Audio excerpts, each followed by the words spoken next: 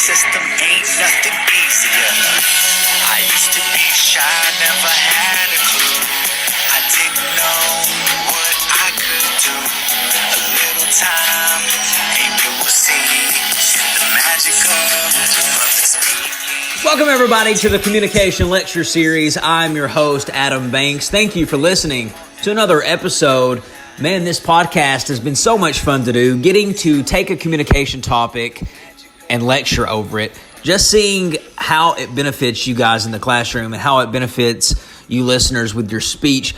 I'm so happy to hear that, and I'm so grateful for all of the comments that I've gotten, all of the feedback, all of the wonderful emails. You can email the Communication Lecture Series at gmail.com to ask a question for any of the topics that we have discussed, and I will answer it on the podcast. So I posted a poll the other day asking the audience what topic they would like to hear next. Would it be the value of research, or would it be introductions and conclusions? And the value of research won the poll, so that is what this episode is going to be over. I'm going to be discussing the value of research. But before I get started, let me just go ahead and answer a question that I got from Estina Gamble from Morgan County, Kentucky. She sent in an email to the Communication Lecture Series at gmail.com, and her question is, when I am using a quote from somebody else and I change the words of that person, is it considered plagiarism? That is a great question, Estina. As a matter of fact, that is not plagiarism. If you use someone else's words exactly the way they used it, that is plagiarism.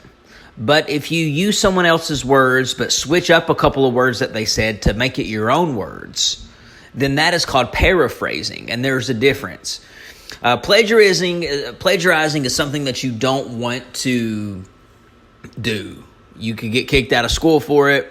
It's illegal to plagiarize. So you always want to give that person credit if you are using an exact quote or using their exact words. But to protect yourself from plagiarizing, just paraphrase and use your own words. You can use the same context that they meant. You can say the same thing that they said, just use it in your own words, and that is no longer plagiarizing, it's paraphrasing. Hope that answered your question, Estina. Thank you so much for writing in. If you have a question, folks, Communication Lecture Series at gmail.com. That's Communication Lecture Series at gmail.com. All right, folks, let's go ahead and get started with the value of research. When you sit down to write your speech, you're going to have to do some research, especially if you are doing a speech that's informative or you're doing a speech that's persuasive. You're going to have to collect research. And I want to tell you the value of research. Well, one, it establishes your credibility. People want to know, and they'll ask themselves, they'll say, why do I need to listen to this person? What makes this person an expert on the topic? Well, if you're someone who is bringing in research, it builds your credibility. They're like, okay, this person isn't just coming in and telling me what he thinks. He's actually bringing in research, and it establishes your credibility. It lets people know that, okay, this person knows what they're talking about because they took the time out to research. So it establishes your credibility right off the bat. They know that you took the time out to actually look up statistics, look up facts, instead of just looking at opinion and talking about your opinion. Research makes your points go from opinion to fact. You're not just shooting off your opinion on what you think. You're actually bringing in evidence. You're showing the statistical data. You're showing surveys. You're showing how you came to this conclusion. You're showing the research that you have found when you're talking about your facts. The value of research also keeps your information current and relevant. A speech about HIV is going to sound a lot different in 2018 than what it would have sounded like in 1993. In 1993, HIV was a death sentence. But now in 2018, you will see that people can live a very normal life with the disease. Why is that? Well, there's been new medical discoveries, there's been new medications invented, and there are more statistical data to show people that you can live a normal life with HIV. And if you're just looking up old information from the early 90s or the late 80s, you're not going to find that information, the new information. You need to keep your information current. Look up the most current information, because every day, there are new discoveries with diseases. You know, there might not be a new discovery every day with HIV, but you need to find the most recent discoveries of HIV to keep people relevant and to keep your information current. When you go to a hospital, you want to go to the hospital with all the new equipment. You want to go to the hospital with all the latest technology. You don't want to go to the hospital with the old stuff that they use, because the new stuff is better. People choose to go to the better hospitals, just like schools. People want to go to the universities with all the latest research, with all the latest new technology and the new discoveries, because they don't want to be stuck in the past. So that's why hospitals and schools are always trying to stay up to date and trying to stay current with their research. And that's the same way with your speech. You want to implement the most relevant and the most current information in your speech. So when you find this information, you need to definitely cite your source. Why do you need to cite your source?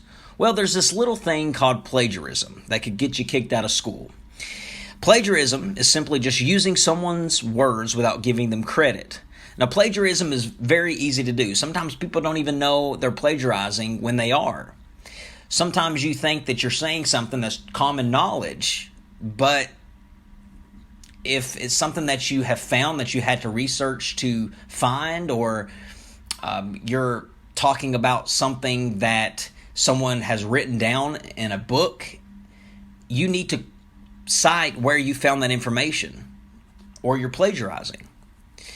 When you cite your source and you tell your audience where you get your information from, it shows your audience that your information is trustworthy.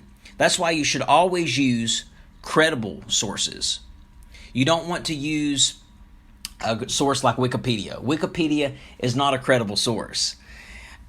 Now, there's more than one way to skin a cat, and there's ways to get around using Wikipedia. The information on Wikipedia most of the time is accurate information, and it comes from credible sources. So if you do want to find your information off Wikipedia, that's fine. You can find the information on Wikipedia, and usually at the end of their sources, there's a little number. And if you click on that number, it takes you down to the bottom of the page, and it gives you the source of where they got it. So all you got to do is just get your information off Wikipedia, click on that little number, it takes you down to the bottom of the page, and boom, there's your source to where they got it. And it's a credible source.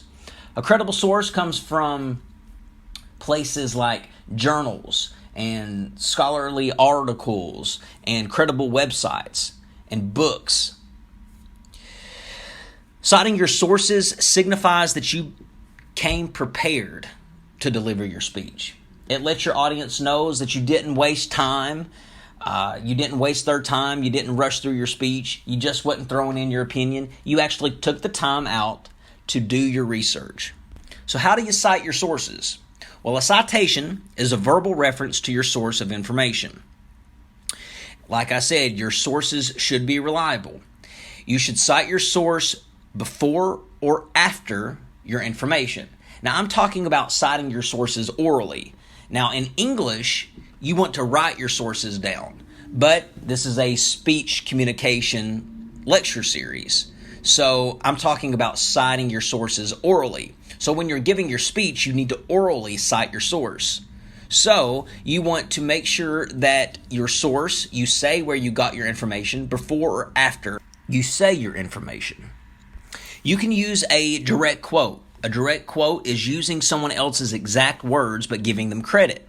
For instance, you could say, in the words of Albert Einstein, a person who never made a mistake, never tried anything new.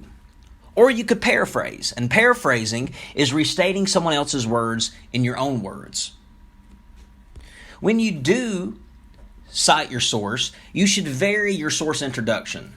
And what I mean by that is to vary the way you introduce your source.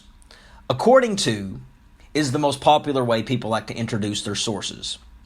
According to, well, that becomes repetitive. So try to think of different ways that you could introduce that source to your audience. Instead of saying according to all of the time, say things like, in this book, author Tim Jones states, yada, yada, yada, yada, yada. Or you could say something like, the New York Times published an article that found blah, blah, blah, blah, blah.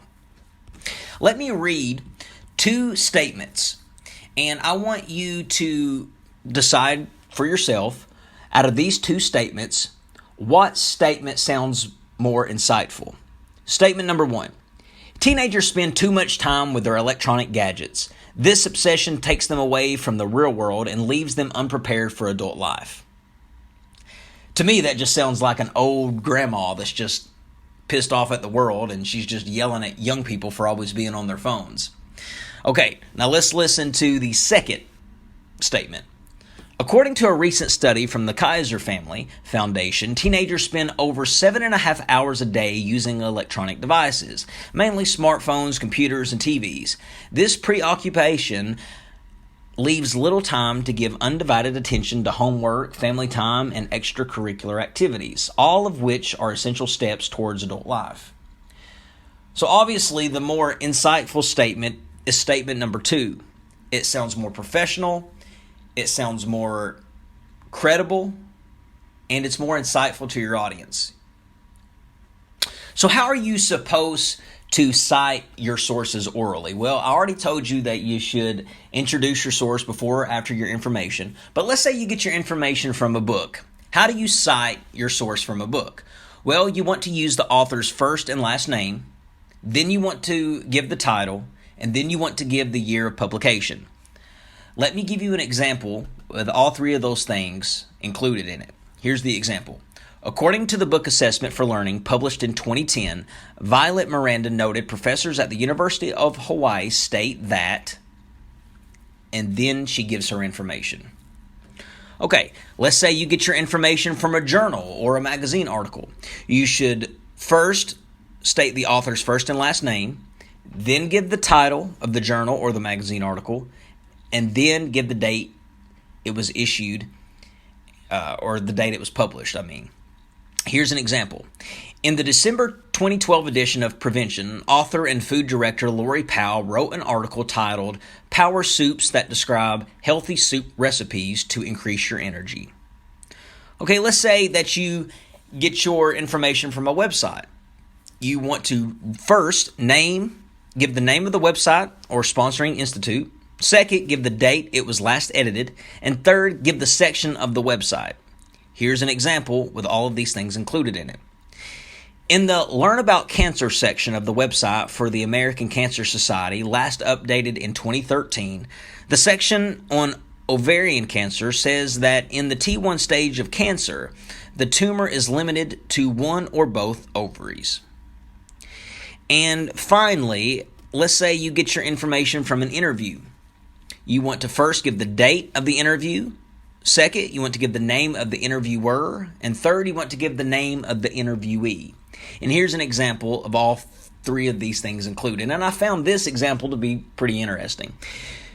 Piers Morgan, CNN correspondent, conducted an interview with former President Bill Clinton on September 25th, 2012, and found that Clinton is eligible to be president of Ireland and France.